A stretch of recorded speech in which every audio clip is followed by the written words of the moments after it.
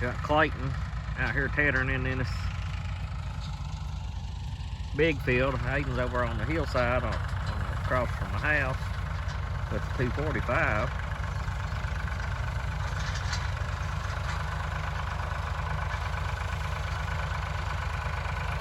I'm thinking about going and mowing some more here after a while. I don't know. I've got quite a bit down, but I think we could handle it probably.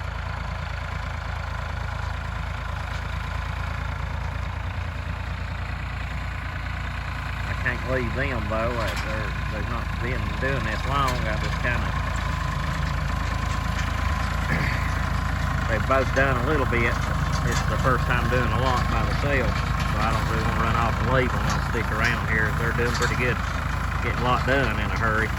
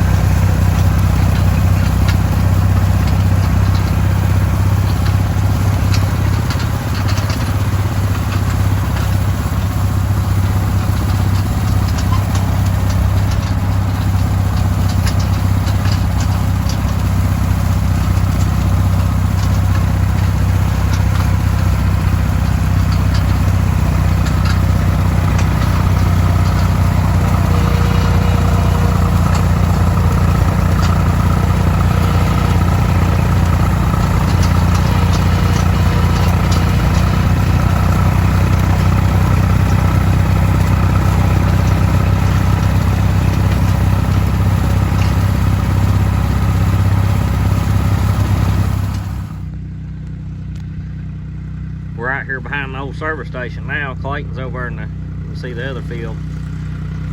He's over there tethering on it.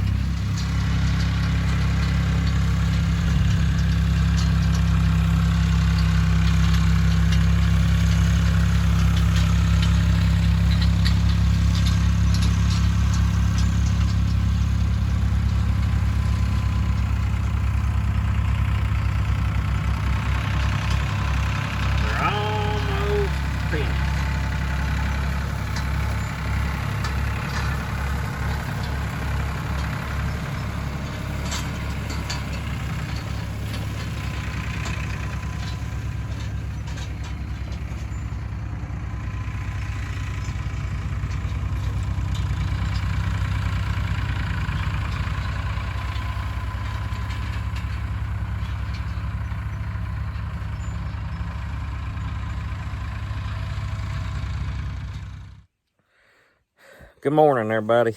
Well, it might not be morning to you, but it is to me. It's, I guess, about 8 o'clock right now, but we've been out fluffing some of this hay. This is the day after I filmed where the boys was Teddering hay, and I'm going back over what they did. They still some, where this hay was so thick, they still some green spots in it that hadn't been picked up good. But it had dried down for the most part, probably 2/3 of the way ready to bale, but it still had some green in it. So I wanted to run back over to Tedder again. And the reason I'm doing it so early is we still got some dew on.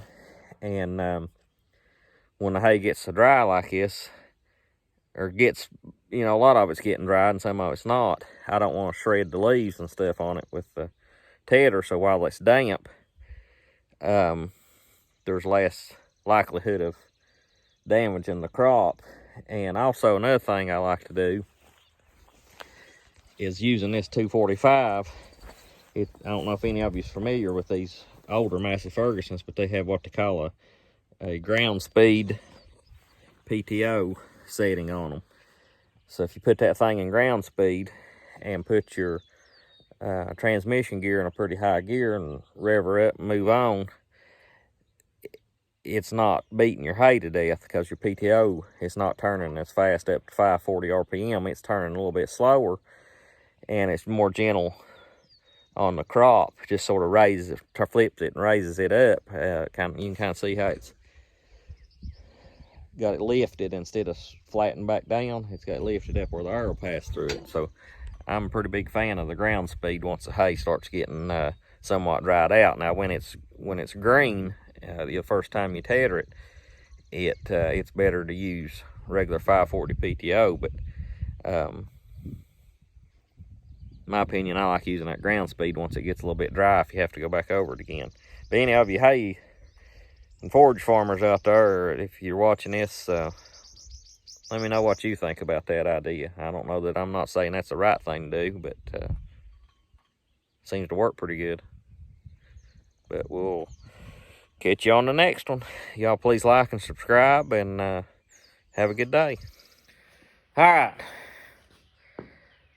We've got a loader frame here off of a Kubota M6800, and it had a quickie loader on it, and the frame is cracked.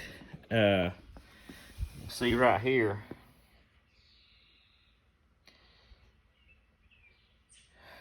that goes at the first frame of your tractor, and this here's back the cab just a little bit.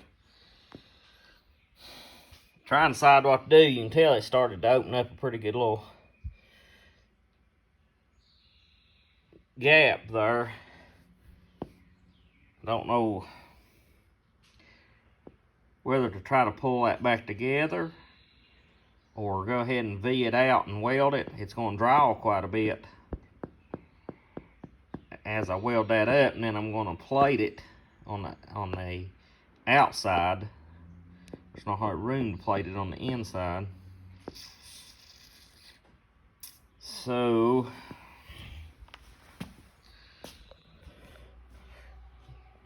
not exactly sure the best route to go on doing that.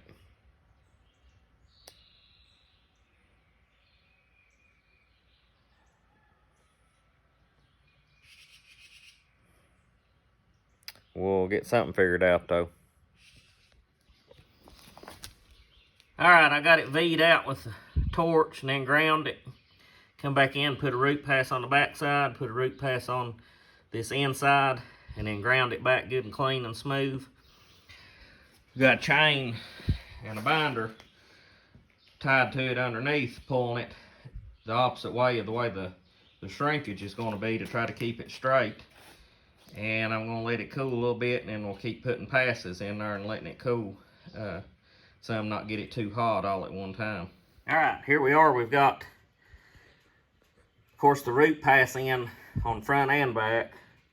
And then we put 2 passes over the root pass on this back side, and then got 3 passes over top of those. Every time you add a layer, you add an extra pass into it.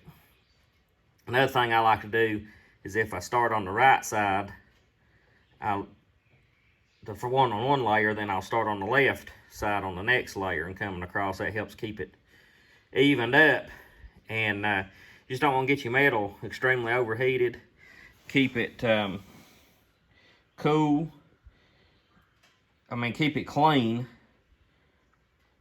every time, even though I'm using solid wire. Still, you get that little crystallization. You need to scratch that off with a chip and hammer, and then take a brush and clean it real good. And then every time I do a layer in there, I will let it cool just a little bit before I go back and do another one.